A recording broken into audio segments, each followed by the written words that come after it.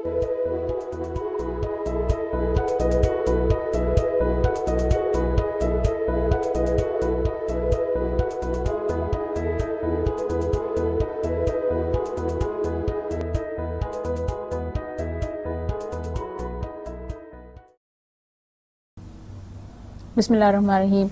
Assalamu alaikum dear students and welcome to lecture number 3. Lecture number 3 is about the international monetary systems. Dear students, we have been talking about the euro currency in the last lecture.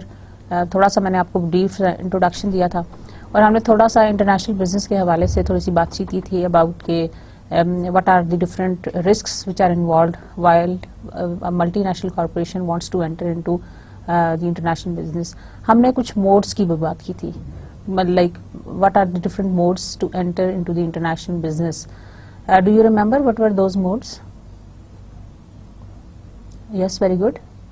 International trade, exporting, yes. Importing, yes. Franchising, licensing, acquisitions, yes. And wholly owned subsidiary. So these were the different modes of international business systems. अच्छा, आज हम जिस topic के बारे में बात करने जा रहे हैं that is related with the international monetary system. जैसा कि आपको नाम से ज़ाहिर है, आपने मॉनेटरी पॉलिसी का नाम बहुत दफ़ा सुना होगा न्यूज़पेपर में, अपने कोर्सेज में डिफरेंट जब आप स्टडी करते रहे हैं बैचलर्स के अंदर. Monetary policy deals with the supply of money. Money supply से रिलेटेड जो पॉलिसी डिज़ाइन की जाती है किसी भी कंट्री के अंदर इकोनॉमिक सिस्टम में, that is called the monetary policy. International monetary system is basically the whole system in which the MNC is working, and it is very very important to know. آپ کہیں گے کہ international monetary system کا ہم سے کیا تعلق ہے یا why do we need to study international monetary system. تو اس کی میں آپ کو ریزن بتاتی ہوں. وہ یہ ہے بیکاز کہ MNCs جو ہیں وہ ایک انٹرنیشنل انوائرمنٹ میں کام کر رہی ہیں, اور جو انٹرنیشنل انوائرمنٹ ہے that is basically the international monetary system. It also involves the monetary system that it is having. تو کسی بھی ملٹی نیشنل کارپوریشن کی سکسیس کے لیے it is very important to know what is that environment. It is very important to understand the working of that international monetary system. آج کچھ interesting سی stories ہوں گی, میں آپ کو بیک گراؤنڈ بتاؤں گی کہ how this international monetary system has been evolved. یہ کیسے آپ سمجھ لیں کہ یہ کیسے ایوولوٹ ہوا تھا. اور we will be talking about the capital movement of capitals and also how these exchange rates are determined. Basically جو ہمارا پرپز ہے, جو سب سے زیادہ ملٹی نیشنل فرم جس رسک سے انکاؤنٹر ہوتی ہے یا جس رسک سے بار بار اس کا ایکسپوجر ہوتا ہے, that is the foreign exchange rate risk. کیونکہ ڈفرینٹ کنٹریز کی جو کرنسیز ہیں they are different, and whenever we are going to have an transaction from one country to another, اس کے ساتھ یہ ہوتا ہے کہ ہمیشہ ایکسچینج ریٹ انوالو ہوتا ہے. کیونکہ ظاہر ہے آپ جب بھی دوسرے کنٹری کے ساتھ ٹرانزیکشن کرتے ہو تو ایکسچینج ریٹ انوالو ہوتا ہے. You are exposed to the exchange rate risk. اب اس ایکسچینج ریٹ رسک کو مینیج کیسے کیا جاتا ہے, اس کے کیا طریقے ہیں, and how that exchange rate is determined, وہ کس طرح سے ڈیٹرمن ہوتا ہے, that is going to be discussed.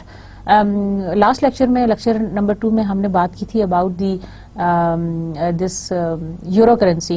آج ہم یورو کرنسی کے بارے میں تھوڑا سا اور ڈیٹیل میں پڑھیں گے, میں آپ کو بتاؤں گی. And also we will be talking about different crisis جو آل اوور دی ورلڈ اکر ہوئے اور جس کی وجہ سے over all economic environment change ہوئی آل اوور دی ورلڈ. اور یہ ساری چیزیں ہمارے لیے پڑھنا کیوں ضروری ہے, وہ اس وجہ سے بیکاز جو MNCs ہیں, جو ملٹی نیشنل کارپوریشنز ہیں, they are being largely affected by all the systems. Multinational corporations کو ان چیزوں سے بہت زیادہ they are being affected, they are being largely affected by all these changes. That is why it is very very important to study all these systems, to study all these procedures, to study all these exposures. So dear students, we are going to continue. Okay, let's discuss the objectives. This chapter serves to introduce the students to the institutional framework within which the international payments are made. Basically, we are going to get to know about the institutional framework in which the international payments are made. Number 2, the movement of capital is accommodated. The movement of capital سے مطلب یہ ہے ایک country سے دوسری country کے اندر capital flu کس طرح سے ہو رہا ہے. لائک آپ نے دوسرے کنٹری کے اندر جا کے انویسٹمنٹ کرنی ہے for a wholly owned subsidiary, how this capital movement is being placed and how it is being conducted, how it is being operated, how it is being managed. That is going to be discussed. and how the exchange rates are determined. اب exchange rates کس طرح سے determine ہوتے ہیں, government کس طرح سے اس کو سیٹ کرتی ہے, کیا گورنمنٹ اس کو سیٹ کرتی ہے یا یہ فری فورسز سے سیٹ ہوتے ہیں. تو یہ ہمارے ڈفرینٹ آبجیکٹیوز ہیں آج کی کلاس کے, اور آج ہم انہی چیزوں کو لے کے ڈسکس کریں گے اور آگے بڑھیں گے. Students you will find this course very interesting, کیونکہ پہلے ہم انوائرمنٹ اسٹڈی کریں گے کہ اس انوائرمنٹ کے کیا کیا پرابلمس ہیں, اس کے کیا کیا ایکسپوجرز ہیں, کیا کیا رسکس ہیں, اور پھر اس کے اندر ہم جب فائنینشیل مینجمنٹ ایکچولی پڑھیں گے تو پھر آپ you can keep in mind کہ اس انوائرمنٹ میں کیا کیا چیزیں ایگزسٹ کرتی ہیں and how can they affect.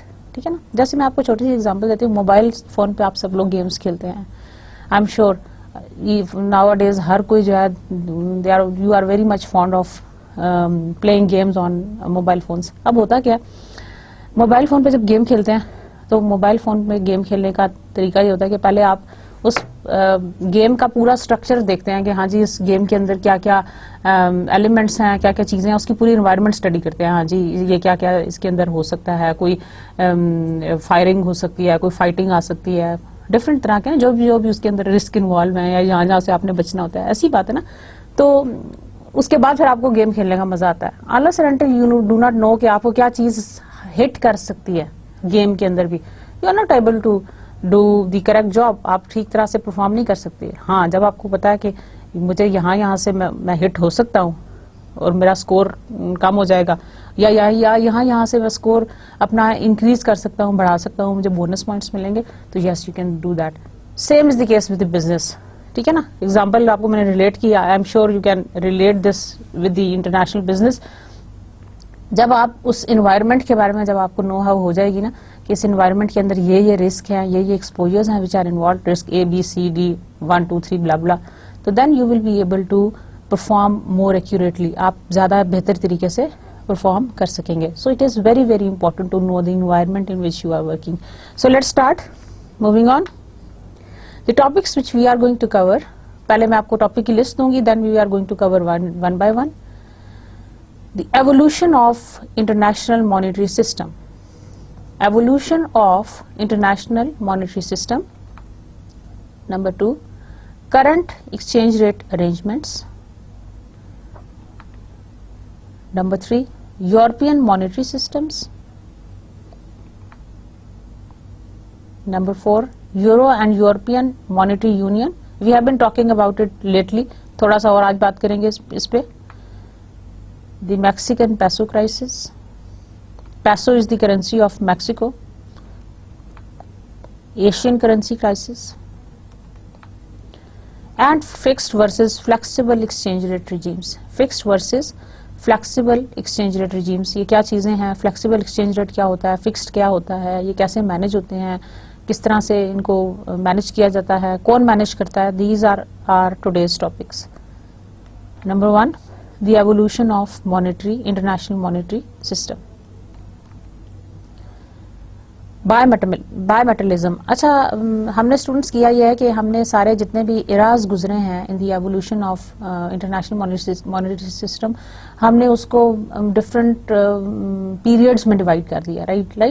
Right ہم نے اس کو ڈفرینٹ پیریڈز میں ڈیوائڈ کر دیا. جیسے بائی میٹلزم دیٹ واز بفور 1875. 1875 سے جو پہلے کا سسٹم تھا ہم نے اس کو بائی میٹلزم کہہ دیا. Number 2 is the classical gold standards. یہ جو پیریڈ ہے دیٹ از فرام 1875 سے 1914 تک. 1914 از دی ٹائم پیریڈ جب آپ کا فرسٹ ورلڈ وار شروع ہوئی تھی, 1914 سے 1918 تک. تو 1875 سے لے کے 1914 کا جو ٹائم پیریڈ ہے that is the classical gold standards. Then is the inter war period. Inter war period is 1915 سے لے کے 1944, اور اس کے بعد like 1944 is the time period for the second world war. تو 1915 سے 1944 کا جو ٹائم پیریڈ ہے that is called the inter war period, یعنی دو جو ورلڈ وارز تھی ان کے درمیان کا جو ٹائم پیریڈ ہے اس کو ہم نے اس سے ڈیزگنیٹ کیا. And then the Bretton Woods system, that is from 1945 to 1972.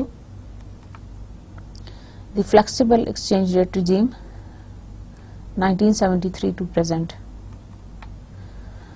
Achha ji, these are the different time periods or the different eras of the international monetary system. We are going to study one by one each. ہم ہر ایک کو detail میں پڑھیں گے. Number 1 is bimetallism before 1875. 1875 سے پہلے کا جو دور ہے اس کو ہم کہتے ہیں bimetallism. Bi means to, metal means جس کو ہم اردو میں دھات کہتے ہیں. Metal is something جو آپ کو physical material ہے, جو ایک نام ہے ایک چیز کا, that is metal. A double standard in the sense that both gold and silver were used as money. That is why اس کا نام ہے bi means to, اور metallism کا مطلب ہے that is derived from metal. Metal سے derive کیا ہم نے اس کو metallism کہا. Two metals, that is gold and silver. A double standard in the sense that both gold and silver were used as money. اچھا, چیزوں کو ایکسچینج کیا جاتا تھا in terms of gold and silver. آپ نے اپنے گرینڈ فادرز گرینڈ مدر سے سٹوریز سنی ہوں گی جس میں بادشاہ جو ہے وہ اپنے کسی وزیر کو اشرفیاں دیتا تھا. That is basically the time period before 1875, جس میں ایکسچینج کیا جاتا تھا for a certain thing in response to gold اور سلور. گولڈ کی وہ جو سکے ہوتے تھے, اشرفیاں ہوتی تھیں, وہ گولڈ کی ہوتی تھیں, آئدر گولڈ یا سلور کی. سو that was being used as a mode of trade or as a mode of you can say the reward as a money اس کو ہم یوز کرتے تھے.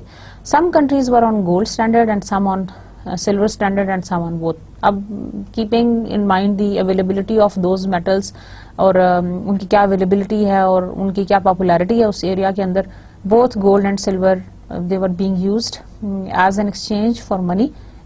منی کے ایکسچینج کے لیے یوز کی جاتی تھی, اور کچھ کنٹریز جو ہیں وہ گولڈ سٹینڈرڈس کو فالو کر رہی تھیں اور کچھ کنٹریز جو ہیں وہ سلور سٹینڈرڈس کو فالو کر رہی تھیں. So both of them they were quite they were being used interchangeably, right?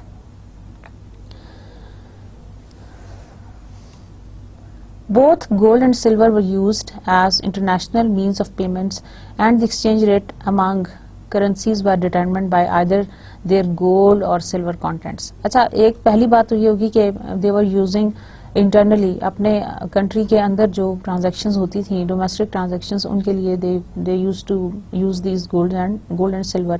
لیکن جب ہم اس کو انٹرنیشنل پیمنٹس کے لیے یوز کرتے تھے تو کیا ہوتا تھا کہ جو ایکسچینج ریٹس تھے they were being determined on the basis of the gold and silver contents of those of those gold and silver coins جو انہوں نے بنائے ہوئے تھے. تو اس کا کانٹینٹ کیا ہوتا تھا, جیسے آپ نے سنا ہے کہ گولڈ میں we have 18 carat 20 carat 21 and 22 carats for example. That is based on the gold content. جس کا گولڈ کانٹینٹ زیادہ ہے اس کے کیرٹس ہم لائک کہتے ہیں کہ 21 22 carat, that is the pure gold content زیادہ ہے. تو جب انٹرنیشنل پیمنٹس ہم کرتے تھے تو ہم اس کے گولڈ اینڈ سلور کانٹینٹس کی بیسس کے اوپر کرتے تھے. اگر ہم گولڈ کے کوائنس کے بدلے میں ہم ٹریڈ کر رہے ہیں تو ہم گولڈ کانٹینٹ کو دیکھتے تھے, اور اگر ہم سلور کانٹینٹ سلور سے ایکسچینج کر رہے تھے تو پھر ہم سلور کانٹینٹس کو دیکھتے ہیں, اور ایکسچینج ریٹ جو ہے وہ اس کے کانٹینٹ سے ڈٹرمن ہوتا تھا, آئدر فار دی گولڈ اور for the silver. I am sure you are getting it. ٹھیک ہے نا. جو بچپن میں کہانیاں سنی اباؤٹ دی گولڈ اینڈ وہ اشرفیوں والی, that is for the same thing, that is the gold and silver coins that were being used. Exchange rates ہم determine کرتے تھے on the basis of the gold and silver contents which were meant for that. اچھا جی, ایک law ہے, that is the Gresham's law, implied that it would be least valuable metal that would tend to circulate. تو جو سب سے least valuable metal ہوگی that would tend to circulate, جو باقی کی ہوں گی that is going to be eradicated, وہ ختم ہو جائیں گی. تو جو کم جو لیسٹ ویلیوبل میٹل ہوگی, گریشمز نے یہ اپنا لا دیا تھا, اس نے یہ کہا تھا کہ on the basis of the contents of the coins gold یا سلور کے, کہ جو لیسٹ ویلیوبل میٹل ہوگی that would tend to circulate, وہی زیادہ سرکولیٹ ہوگی, وہی زیادہ کام آئے گی in the trade, in the international trade. Number 2 is the classical gold standard. Classical gold standard starts from the period of 1875 to 1914. 1914 کے بعد 1914 سے ہماری ورلڈ وار شروع ہو گئی تھی, اس سے پہلے پہلے کا جو ہمارا سسٹم ہے that is the classical gold standard. اچھا وائی گولڈ؟ میں نے اس سے پہلے بھی بائی میٹلزم آپ کو جب بتا رہی تھی تو تب بھی میں نے گولڈ کا ذکر کیا, ایکسچینج بھی ہوتا رہا. Why it is so, why gold is so important, why we give so much importance to gold even nowadays, آج کل بھی ہم گولڈ کو بہت زیادہ امپورٹینس دیتے ہیں. Why is it so? Can you just guess why the gold has been so important from the point of view of the men's fondness or civilizations? ہاں جی, suggested answer اس کا یہ ہے, دیکھیں man has been always been very very fond of gold, اور ہمیں اس کی history ملتی ہے فرام دی ارلی سویلائزیشنس. جب انسان نے نیا نیا اپنا گھر بنایا اور اس نے اپنی آپ کہہ لیں کہ جب اس نے چیزیں جمع کرنی شروع کی اور سیونگس کرنا شروع کی, تو وہ جو سب سے پہلی چیز اس کے مائنڈ میں آئی ہے, جو چیز آئی دیٹ واز گولڈ. تو gold has been a part of our civilization, مطلب ہیومن سویلائزیشن کا ایک یہ پارٹ رہا ہے, اور کسی نہ کسی فارم میں تھرو آؤٹ یہ رہتا ہے.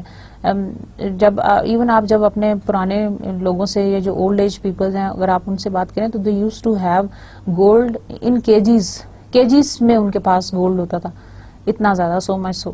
تو ود دی ٹائم اس وقت لوگ جیولری بھی بہت زیادہ بناتے تھے اور اس طرح کے ٹرینڈس بھی زیادہ تھے.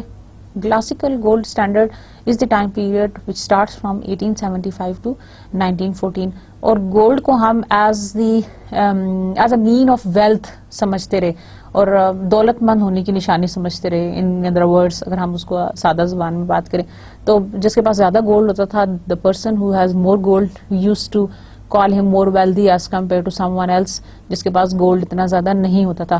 تو gold has been the part of our, man has always been very very fond of this gold commodity, ہمیشہ سے رہا ہے. ٹھیک ہے. ڈیورنگ دس پیریڈ کیا ہوا تھا, in most major countries gold alone was assured of unrestricted coinage. Gold alone was assured of as unrestricted coinage. ایک یہ واحد coinage تھا that has been recognized as the unrestricted coinage. There was two-way convertibility between gold and national currencies at a stable ratio. یعنی gold کو آپ convert کرا سکتے تھے, convertibility ratio تھا between gold and the national currency. gold کو دے کے آپ نیشنل کرنسی کوئی بھی بائی کر سکتے تھے ود اے اسٹیبل ریشو, جو ایک اسٹیبل ریشو ڈٹرمن کی تھی. لائک اگر آپ اتنے گرام گولڈ دیں گے تو اس کے بدلے میں آپ کو اتنی کرنسی مل جائے گی of a national currency. For example US dollar اور سم ادر فرینچ, جو فرانس کی ہے, فرانس کے جو فرینکس ہیں وہ مل جائیں گے, یا جو میکسیکو ہے اس کا پیسو مل جائے گا, etcetera. So there was a two-way convertibility between gold and national currencies at a stable ratio. Gold could be freely exported and imported. اچھا ایٹ دیٹ ٹائم, یہ جو ٹائم پیریڈ جس کی میں بات کر رہی ہوں دیٹ از 1875 سے 1914 کا ٹائم پیریڈ تھا. اس زمانے میں gold could be freely exported اور imported, دوسرے ملک میں ایکسپورٹ بھی کیا جا سکتا تھا اور کسی بھی ملک سے منگوایا بھی جا سکتا تھا freely. Gold could be freely exported اور imported, جبکہ اب ایسا نہیں ہے. The exchange rate between two countries currencies would be determined by their relative gold contents. Again gold content کی بات کرتی ہوں. gold content سے مطلب یہ ہے کہ how much each gram of the gold contains the amount of gold. تو exchange rate between two countries currencies would be determined by their relative gold contents. تو exchange rate دو countries کے درمیان میں جو that is going to be determined by their relative gold contents. For example, کیسے, if a dollar is pegged to gold at $30, it's equal to 1 ounce of gold, and the British pound is pegged to gold at 6 pounds is equal to 1 ounce of gold. دیکھیں دونوں سائڈوں پہ ہم نے 1 ounce of gold لکھ دیا, دونوں سائڈوں پہ, اور ہم نے اس کو equate کر دیا to the currency. It must be the case that the exchange rate is determined by the relative gold content. ہم اس کا جو ایکسچینج ریٹ ہے that is going to be determined by the relative gold content. کیسے دیکھیں, دیکھیں US $30 is equal to 1 ounce of gold, or 6 pounds is equal to 6 pound is equal to 1 ounce of gold. अच्छा जी, दोनों equations की ये वाली साइडें बराबर हैं तो ये दोनों साइड्स भी बराबर हो जाएंगी, तो हम कह सकते हैं $30 is equal to British pound 6. So 30 is equal to 6 pounds. तो हम एक्सचेंज रेट को डिटरमिन कर सकते थे जब हमने गोल्ड को पैक किया टू अ करेंसी. रिपीट करूं? For example, if the dollar is pegged to gold at $30 is equal to 1 ounce of gold, and the British pound is pegged to gold at pound 6 is equal to 1 ounce of gold, it must be the case that exchange rate is determined by the relative gold content. So, $30 is equal to 6 pounds. ठीक है ना? यानी $30 are equal to 6 pounds. Means $5 is equal to 1 pound. इसको आप 1 के लिए कर लें तो आप 30 को डिवाइड करेंगे 6 से, तो 6 5 are 30, so $5 is equal to 1 pounds. तो हमने एक्सचेंज रेट सेट कर लिया कि अगर हम 1 पाउंड देंगे तो उसके बदले में $5 हमें मिलेंगे. So exchange rate is going to be determined like this way. That is the classical gold standard where हम exchange rate is determined bye there relative gold content. हमने हर करेंसी को उसकी कंपैरेटिव जो गोल्ड है उससे हमने इक्वेट किया और फिर हमने उन करेंसीज को आपस में इक्वेट कर दिया. समझ आ रहा है? मतलब पहले हमने 1 ounce ऑफ गोल्ड से उसको इक्वेट किया दोनों कंट्री की करेंसीज को, और फिर हमने दोनों कंट्री के करेंसीज का एक्सचेंज रेट डिटरमिन कर लिया. I am sure you are getting my point. This is very easy. देखें, दो करेंसीज हैं, दोनों करेंसीज को हमने गोल्ड कंटेंट से इक्वेट किया और फिर हमने जो गोल्ड कंटेंट हमने एक लिया था ना, लाइक 1 ounce लिया था, अब हम इस पोजीशन में हैं कि हम दोनों कंट्री के करेंसीज के एक्सचेंज रेट को डिटरमिन कर सकें. So this is about the classical gold standard. Highly stable exchange rates under the classical gold standard provides an environment that was conducive to international trade and investment. अच्छा, ये जो exchange rate था that was highly stable, which was under the classical gold standard, and it provided the environment that was very very conducive for international trade and investment. देखिए, it makes logic, it makes sense. जो मैंने अभी आपको तरीका बताया कि हमने किस तरह से एक्सचेंज रेट को डिटरमिन किया है for 2 countries on the basis of their gold contents, तो इट मेक सेंस कि कितने जो आउंस ऑफ गोल्ड है वो करेंसी के बराबर हैं और फिर हम दोनों करेंसी को आपस में इक्वेट कर दें. सो highly stable exchange rates under the gold standard, it has provided a very very conducive environment for the international trade, क्योंकि it was very easy to set exchange rates among countries on the basis of the gold or silver content, and then it was far easier to do the international trade and investment in a very easy and comfortable way.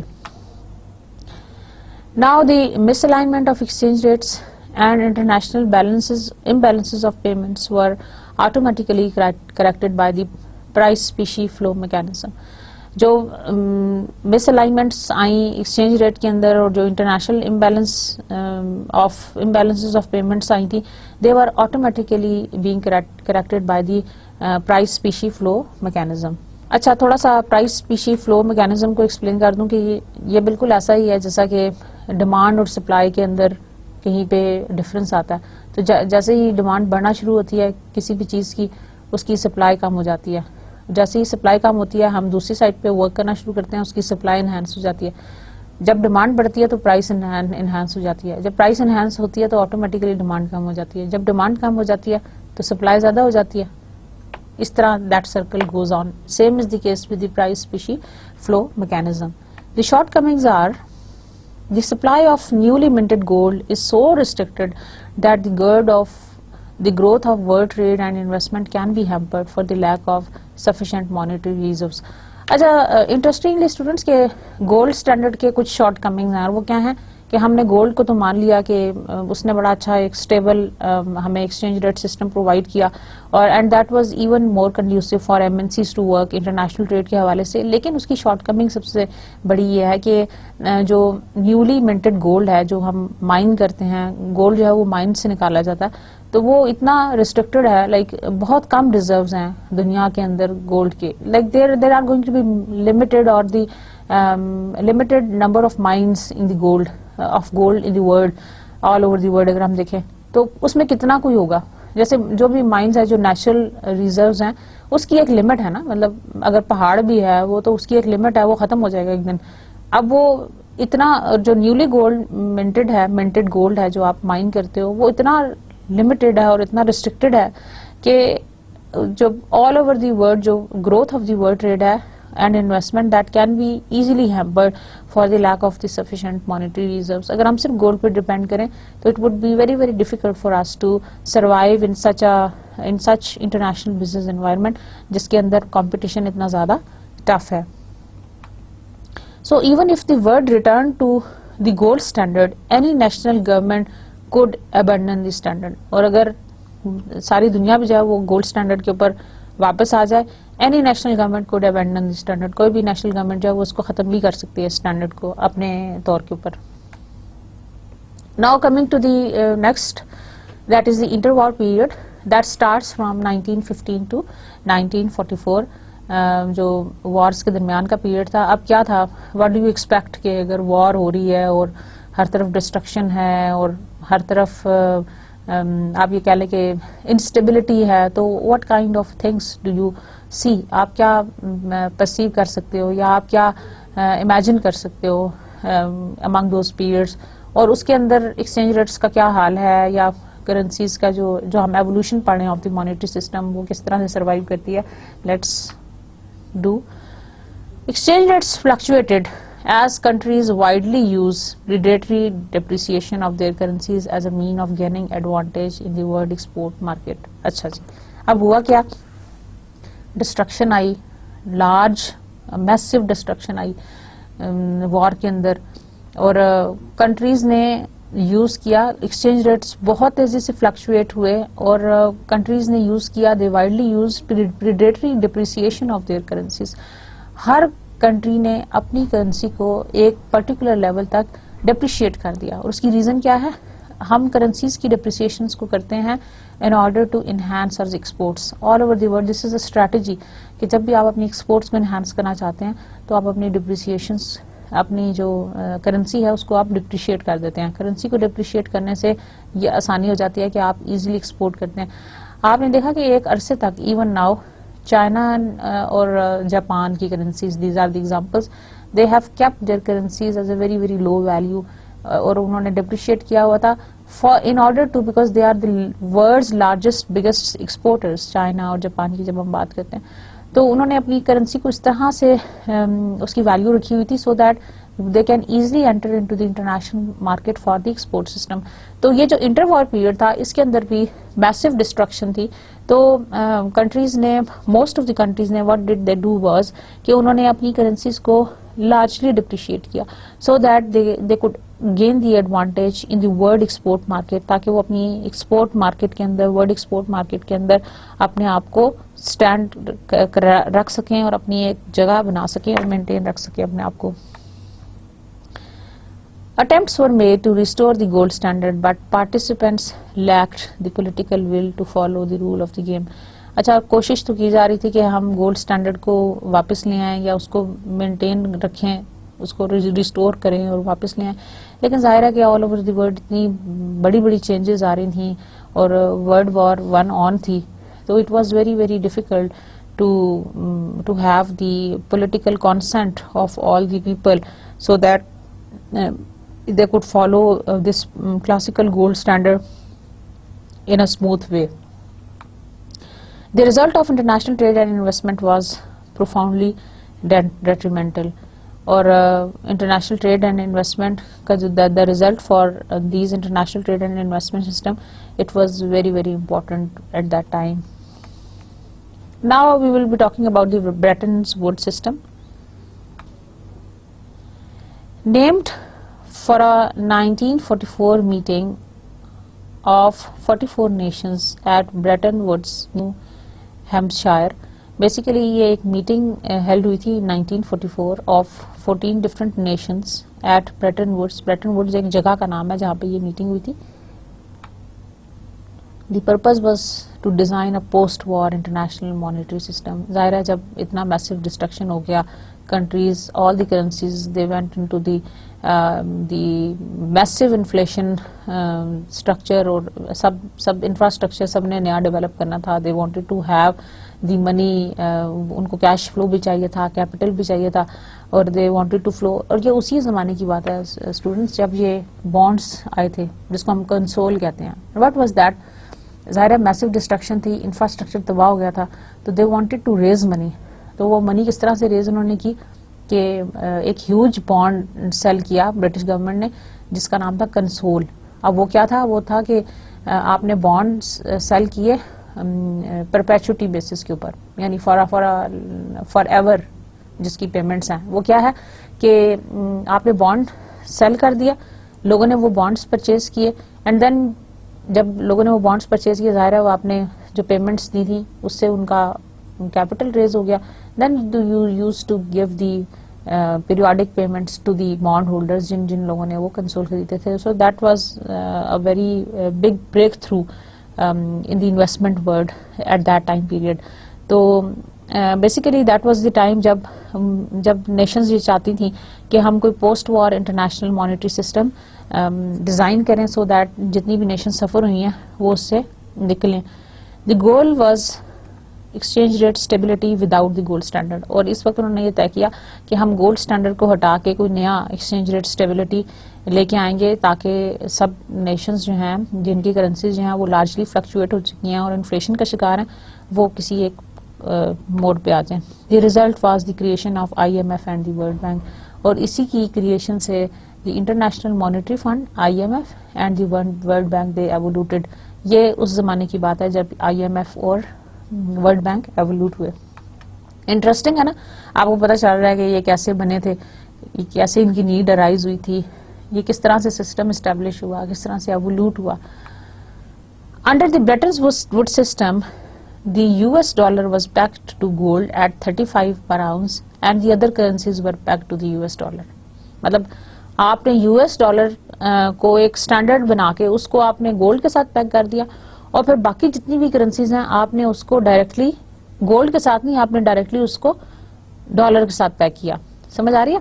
مطلب gold کو آپ نے US کے ساتھ, US currency کے ساتھ کیا, وہ تو ایک پارٹ ہو گیا. دوسرے پارٹ میں آپ نے جو US کا کرنسی کا ہے جو ریٹ ہے اس کو آپ نے باقی کرنسیز کے ساتھ پیگ کر دیا. See how it is going. Each country was responsible for maintaining its exchange rate within plus or minus 1 of the adopted par value by buying or selling foreign reserves as necessary. اور ہر country کو انہوں نے یہ کہہ دیا کہ they were responsible for maintaining its exchange rate between plus 1 or minus 1 of the adopted par values by buying or selling foreign reserves as necessary. جتنے ان کو foreign reserves necessary تھے plus 1 اور minus 1 کی رینج میں رہتے ہوئے they can do so. The Bretton Woods system was a dollar based gold exchange rate. مطلب اس کی بیس تو گولڈ ہی ہے, لیکن تھوڑا سا اس کے اندر جو ناویلٹی آئی وہ یہ تھی کہ ہم نے اس کو گولڈ کو ہم نے US کے ساتھ پیگ کر دیا, اور پھر باقی ساری کرنسیز جو ہیں وہ US ڈالر کے ساتھ پیگ ہو جائیں گی. So the Bretton Woods system was a dollar based gold exchange rate. The Bretton Woods system was a dollar based gold exchange rate. Now جو اس کا لاسٹ ٹائم پیریڈ تھا that was about the flexible exchange rate regime, that is 1973 سے آج تک کا to present. Flexible exchange rates were declared acceptable to the IMF members. انہوں نے determine جو IMF members ہیں they declared the flexible exchange rates to be acceptable. Flexible exchange rate کا مطلب ہے کہ they can be managed by the government interventions. اس کو exchange rate کو آپ گورنمنٹ انٹرونشنس کے ساتھ they have got the flexibility, مطلب فکسڈ نہیں ہے, فلیکسیبل ہے, it is meant to be changed, وہ چینج ہو سکتا ہے. تو IMF کے سب ممبرز نے اس کو ایکسیپٹ کیا. So the central banks were allowed to intervene in the exchange rate markets to iron out unwarranted volatilities. The gold was abandoned as an international reserve asset. ہم نے گولڈ کو ہٹا دیا اور ہم نے اس کے اگینسٹ جو نکالی موڈیلٹی نکالی وہ ہم نے نکالی US ڈالر کی. Like instead of having the gold, we are now going to have the dollar as your currency. So moving on, the current exchange rate arrangements.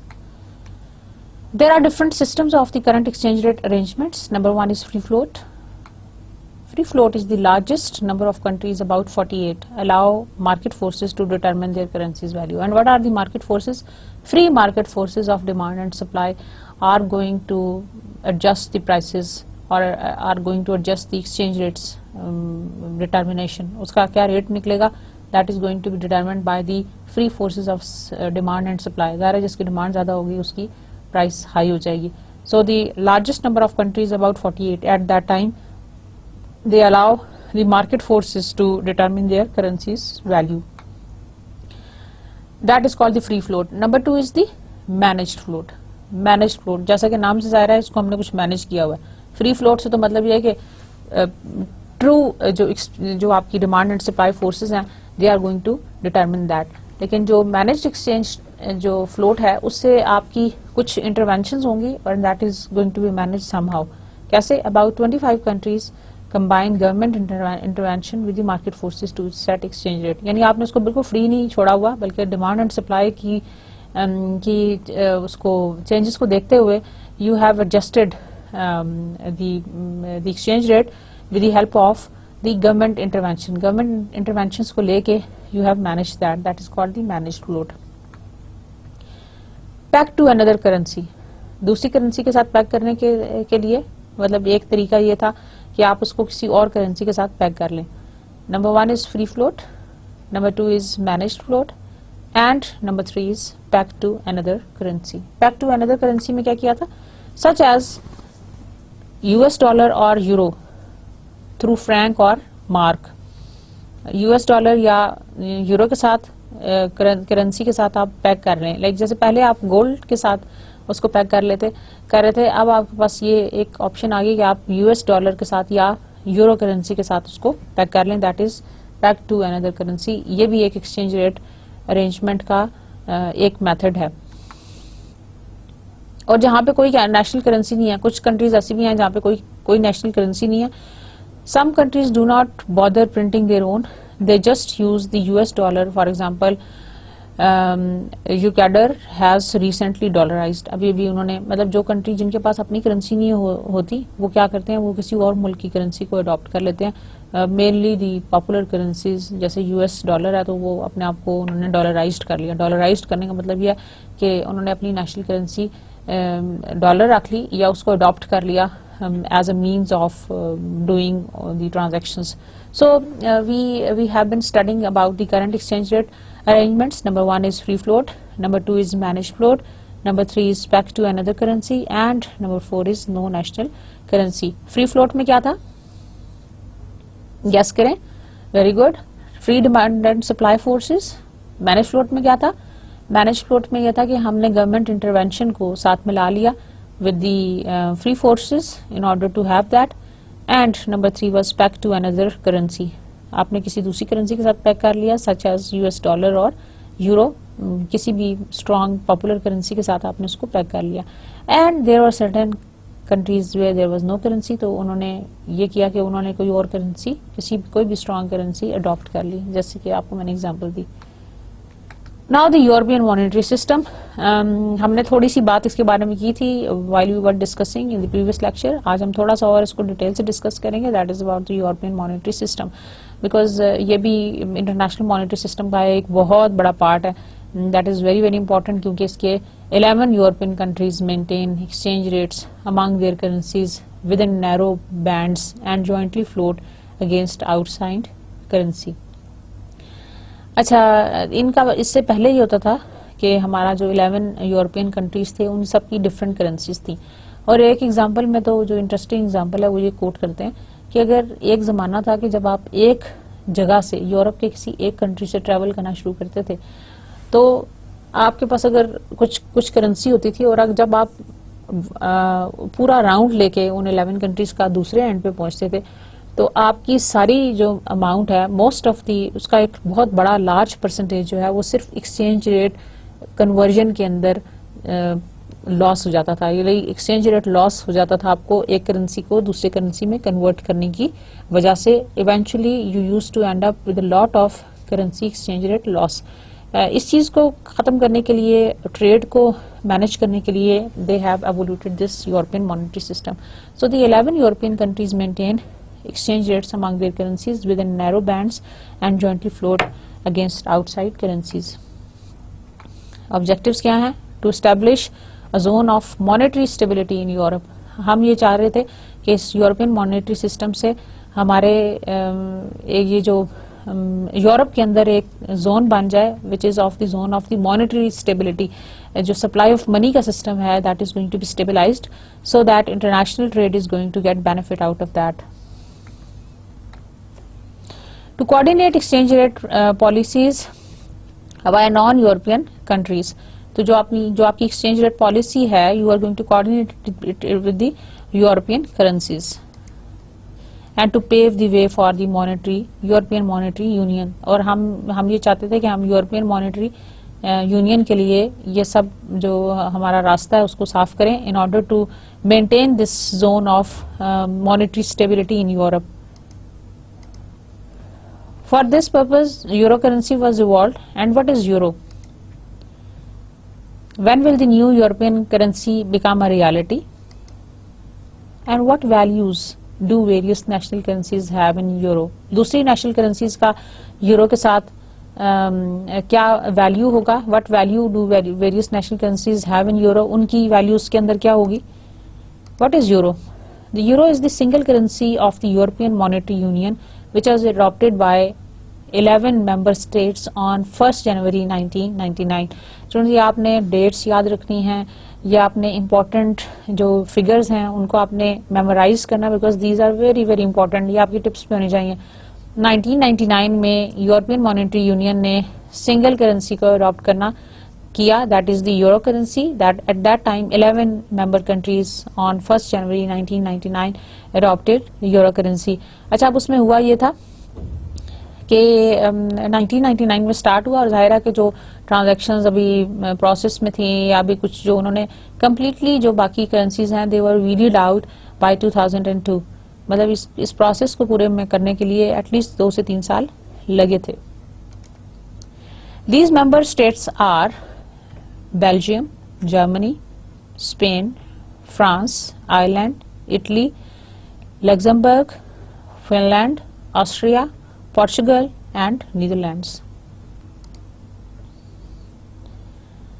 What is the subdivision of euro? During the transitional period up to 31st December 2001, the national currencies of the member states, lira, Portugal की, Deutsche Mark, Germany, peseta, France, French, franc, France की, will be non-decimal subdivisions of euro. The euro itself is divided into 100 cents. جیسے dollar جو ہے وہ 100 cents کے برابر ہے, اسی طرح سے ہم نے یورو کو ڈیوائڈ کیا into 100 cents. What is the official sign of euro? یہ دیکھیں, this is the official sign of euro. It is designated as like this. The sign of the new single currency looks like an E with the 2 clearly marked horizontal parallel lines across it. Can you guess why this E? Why not H? Why not J? Why not K? Why not M?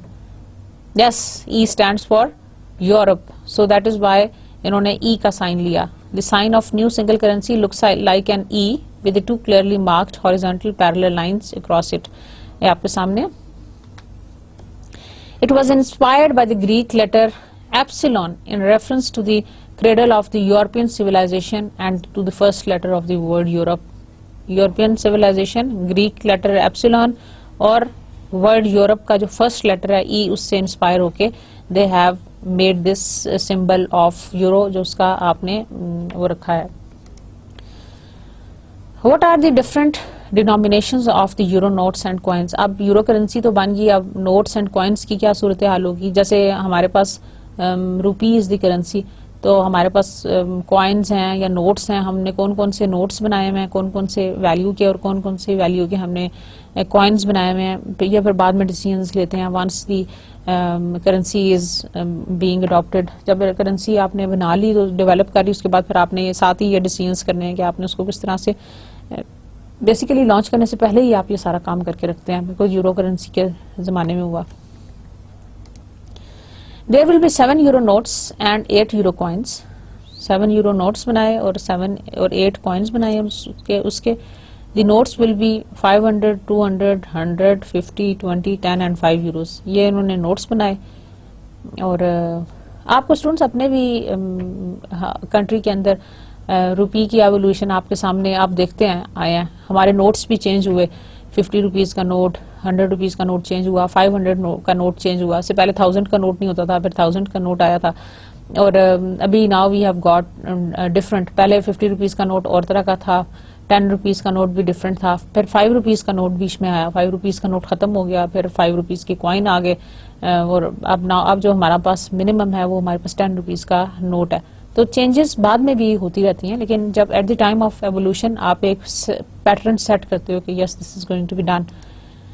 The coins will be of 2 euro, 1 euro, 50 euro cents, 20 euro cents. اس کی آگے further جو چھوٹے جس طرح سے ہیں, جیسے ہمارے پاس پیساز ہیں ویسے ان کے پاس سینٹس ہیں. 2 euro cents, 10 euro cents, 5 euro, 2 euro cents and 1 euro cent. How will the euro affect contracts denominated in national currency? اب یہ جو یورو ہے کرنسی ہے, how it is going to affect the contracts which are denominated in national currency? All insurance and other legal contracts will continue in force with the substitution of the amounts denominated in the national currencies with their equivalents in euro. اب ظاہر دیکھیں existing ایک system چل رہا تھا اور اس کے اوپر سے آپ نے لا کے ایک نیا سسٹم بنا دیا, تو ایسا نہیں ہو سکتا کہ آپ اس کو آل ٹوگیدر ویڈ آؤٹ ایک دم سے کر دیں. جو ایگزسٹنگ ٹرانزیکشنز ہیں اس کی آپ نے ویلیو ڈٹرمن کی, اور پھر آپ نے جو اس کی سبسٹیٹیوشنز ہیں, substitutions of amount denominated in the national currencies with their equivalents in euro, آپ نے اس کو ٹرانسفر کیا. لائک جتنے اماؤنٹس آف جو کرنسی اس نیشنل کرنسی کی تھی آپ نے اس کو اکویٹ کر دیا ان ڈالر اس کو, اور پھر آپ نے اس کو سبسٹیچیوٹ کیا. جو آپ کے ایگزسٹنگ کانٹریکٹس چل رہے تھے, ظاہر آپ نے اس کو نکالنا تو نہیں تھا, ختم تو نہیں کرنے وہ آپ نے کانٹریکٹس, ان کو چلانا, تو پھر اس وقت یہ انہوں نے سیٹلمنٹ کی تھی. Euro values will be calculated according to the fixed conversion rates with the national currency units adopted on January 1, 1999. اب اس کا ریٹ کیا ہونا چاہیے, تو اس ریٹ وہ تھا جو انہوں نے 1999 میں سیٹ کیا at a fixed conversion rate with the national currency unit adopted. جو آپ نے فکس ایک رکھا ہوا تھا کرنسی ریٹ, اس کے اوپر آپ نے اس کو اڈاپٹ کیا. Generally the conversion to the euro will take place on the 1st January 2002. unless both parties to the contract agree to do so beforehand. مطلب انہوں نے ایک ڈیٹ بھی رکھ لی ہے 1 جنوری 2002. میں نے آپ کو اس سے پہلے بھی بتایا تھا کہ 1999 میں یہ شروع ہوا پروسیس اینڈ اٹ اینڈڈ ان 2002. اور کنورژن کا یہ پروسیس کے لیے انہوں نے یہ 2 سال کا ٹائم رکھا تاکہ جتنے بھی کانٹریکٹس ایگزسٹنگ تھے وہ سارے اپنے آپ کو ٹرانسفر کر سکیں اس پروسیس کے اندر. اور ساتھ میں ہی جو پارٹیز ہیں وچ پر ڈوئنگ اے کانٹریکٹ, ان کو یہ بھی فریڈم دی کہ if they want to do it before that date 1 جنوری 2002 سے, تو اس سے پہلے بھی وہ کر سکتے ہیں. سو اس لیوریج کی وجہ سے انہوں نے اپنے جتنے بھی ایگزسٹنگ کانٹریکٹس ہیں ان کو انہوں نے بیلنس کر لیا.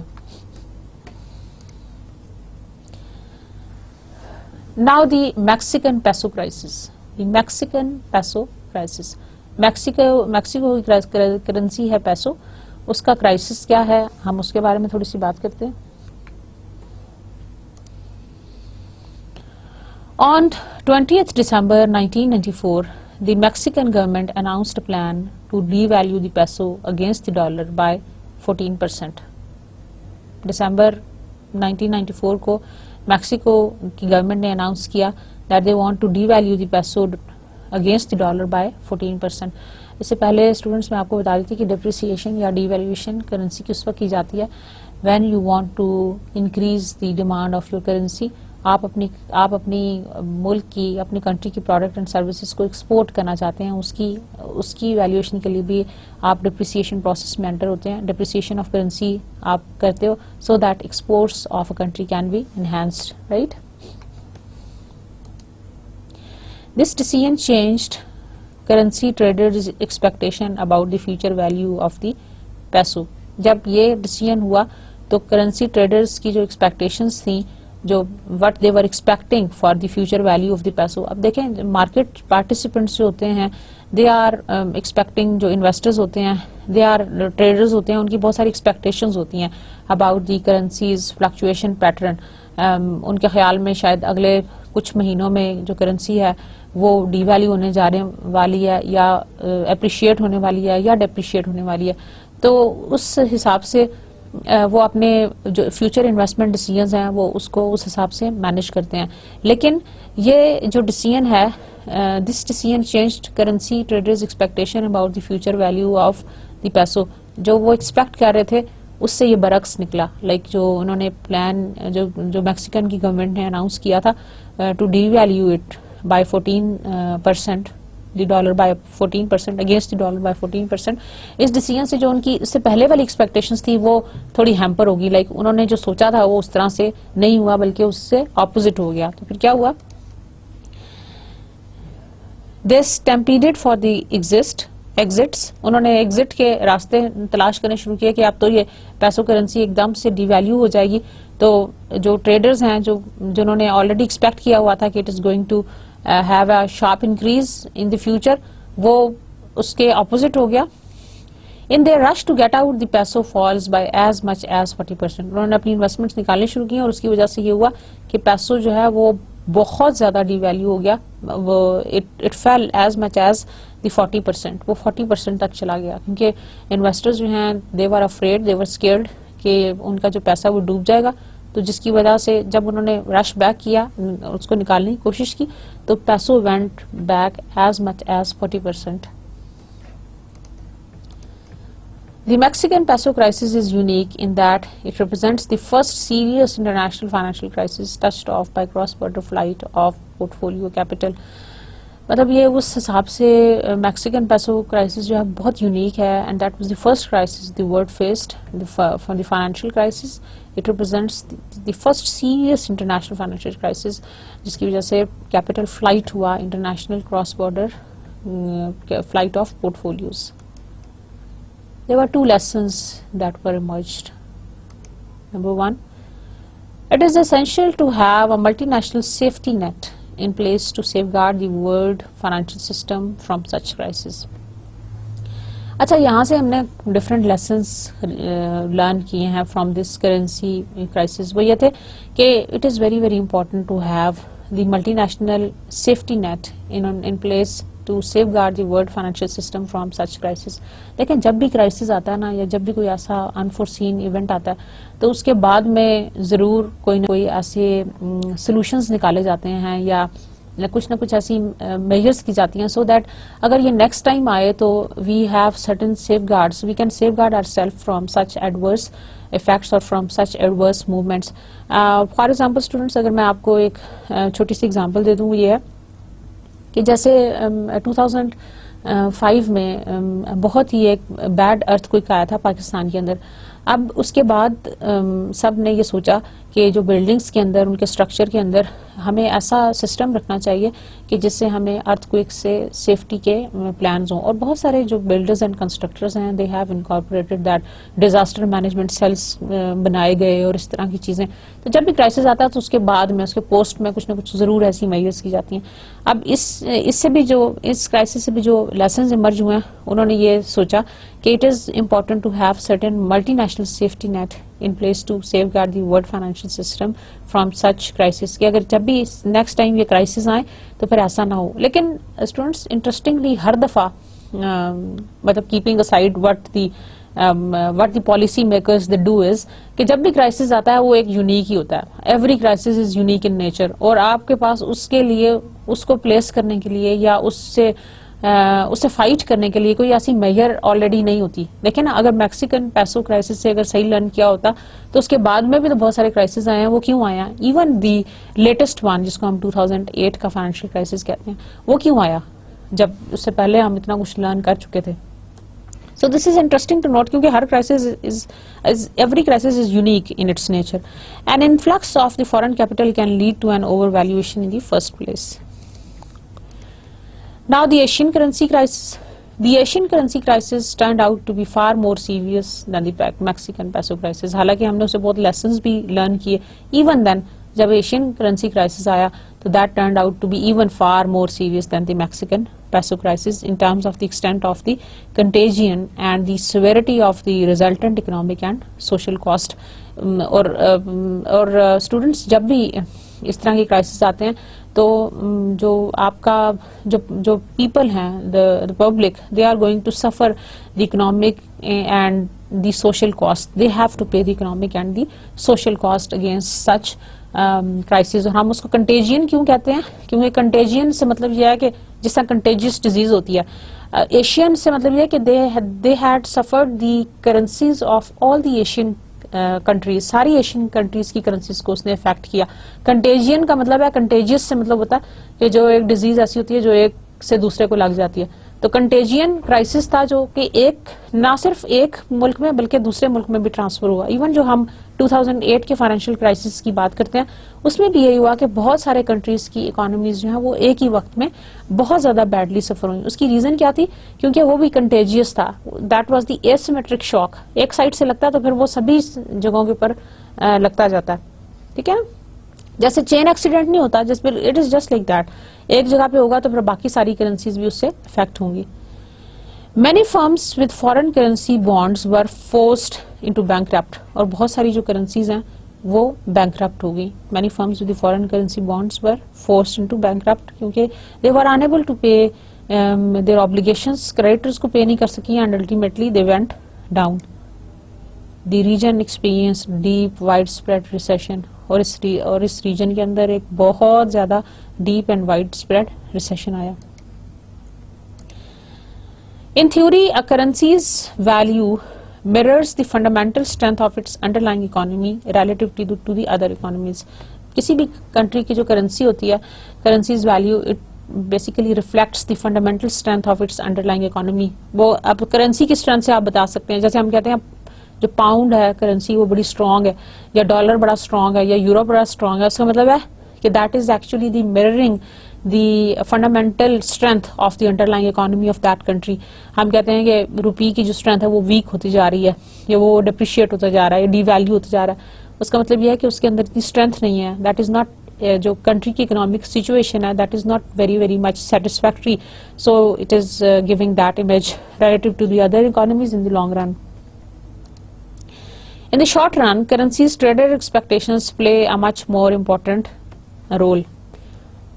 شارٹ رن کے اندر جو کرنسی کے جو ٹریڈرز ایکسپیکٹیشنز ہیں دے پلے اے ویری امپورٹنٹ رول. اور ٹریڈرز کی ایکسپیکٹیشنز اسی وقت پازیٹیو ہوں گی, اسی وقت بہتر ہوں گی when they foresee something which is being going positive on and on. اگر وہ ان کی ایکسپیکٹیشنز اچھی اس وقت ہوں گی when they have performed good in the past. اگر انہوں نے اچھا پرفارم نہیں کیا ہوا پریویس میں تو definitely they are not going to give a positive image. In the today's environment, traders and lenders using the most modern communications act by fight or flight instincts. Fight or flight بڑا important ہے students. Fight اور flight, یا تو آپ fight کریں یا پھر آپ فلائی کر جائیں. Either you should take the flight or you should fight. For example, if they expect others are about to sell Brazilian reals for US dollar, they want to get to the exits first. Either you are going to survive or you are going to fight with that or you are going to fly. Thus fears of depreciation becomes self-fulfilling prophecies. تو جو fears and depreciation کے that becomes a prophecy which is self-fulfilling, جو آپ نے خود سے fill up کرنی ہے. Now fixed versus flexible exchange rate regimes. Arguments in favor of the flexible exchange rates. Now what are the arguments? Why do we need to have a flexible exchange rate? ہم flexible exchange rate کیوں رکھیں؟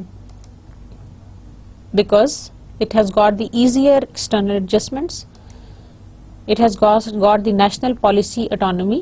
Flexible کے اندر flexibility ہے, adjustments کی گنجائش ہے. That is why these are the arguments in favor of the flexible exchange rate. Arguments against flexible exchange rate.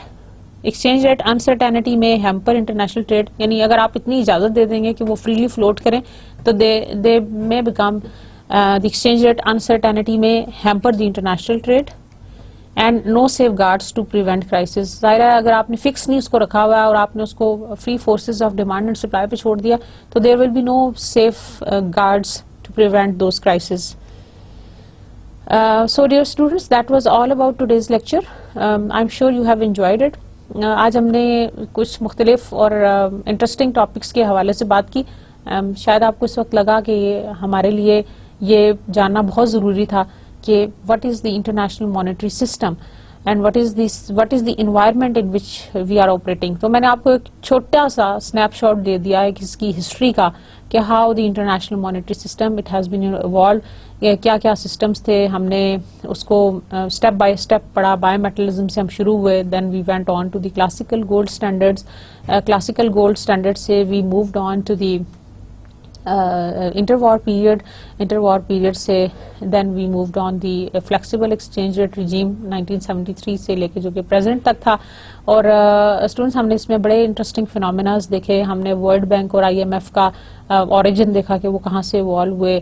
Then we moved on to the different exchange rate systems, free floats and managed and rest of the other and even the countries who do not have their own currencies, ہم نے ان کے بارے میں بات کی.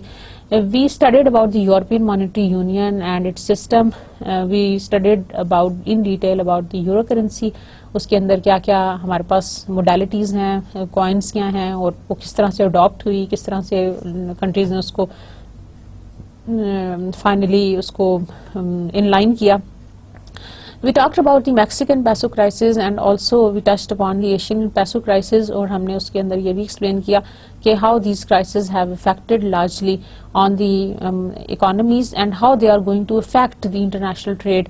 سارا جو ہم نے یہ آج کا لیکچر پڑھا that has the connection with the international trade or with the multinational business, کیونکہ environment کو جانے بغیر you cannot do the business in the best way. So that is the key. That's all. Thank you very much. Good luck and Allah Hafiz.